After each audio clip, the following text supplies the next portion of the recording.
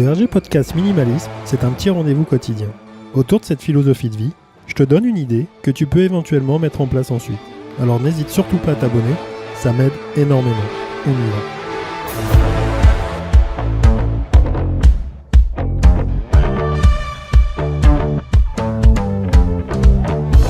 Salut Richard, le RG Podcast Minimalisme. J'espère que ça va bien aujourd'hui lundi. Passe un bon week-end. On va continuer à parler minimalisme et puis de liberté sous différentes façons. Aujourd'hui, j'avais envie de casser des habitudes. Je pense que c'est une des premières possibilités de se créer comme ça de la liberté, parce que souvent, et puis c'est même certainement, on est un peu dans ce wagon. On se dit qu'effectivement, on n'a aucune possibilité. Et puis vient un moment où on va regarder quelque chose, on va s'imaginer quelque chose, on va respirer, on va prendre une bonne respiration et se refaire une petite santé.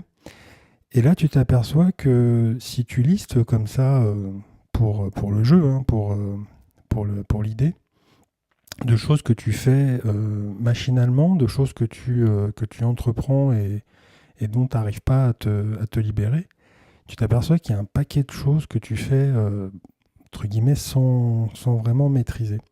Alors, il y en a qui sont vraiment addictifs. Je pense aux gens qui sont, je sais pas moi, qui boivent ou qui fument ou qui sont dans les jeux, dans les fringues, essentiellement, des choses comme ça. Alors, c'est difficile parce que ça passe par des étapes, c'est contraignant, et souvent, quand on parle de changement, on parle de grands changements qui, forcément, laissent rêveurs, parce que si on se dit, voilà, au bout, je peux obtenir ça, ça peut être sympa. Plutôt que d'essayer de voir les choses comme ça serait peut-être mieux de les voir par étapes, pas par rapport à un but assez énorme, mais par petites étapes. C'est-à-dire que plutôt que de se dire je vais arrêter de fumer, peut-être, je sais pas moi, je vais arrêter de manger un peu trop de ceci, un peu trop de cela, ou tiens, je vais essayer de me lever 5 minutes plus tôt, ou tiens, je vais essayer de dormir 10 minutes plus tard.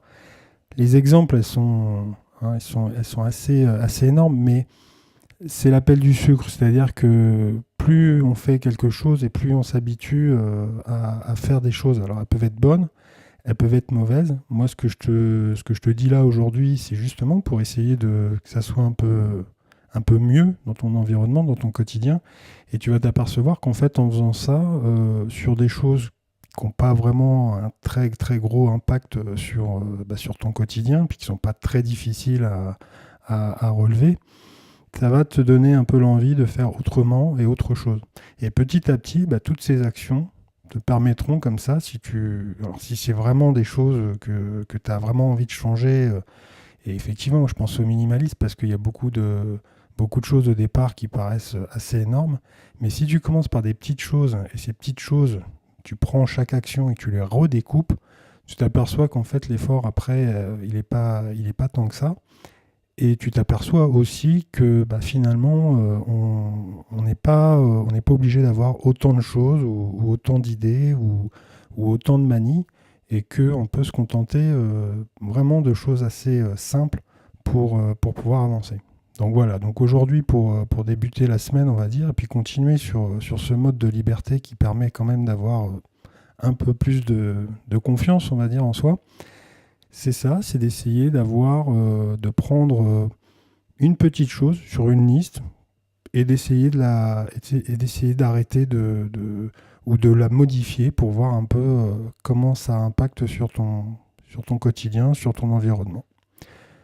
On se retrouve sur ma page www.rgminimalism.cloud, sur le compte Instagram, et puis moi je te dis à demain pour un nouvel épisode, et salut!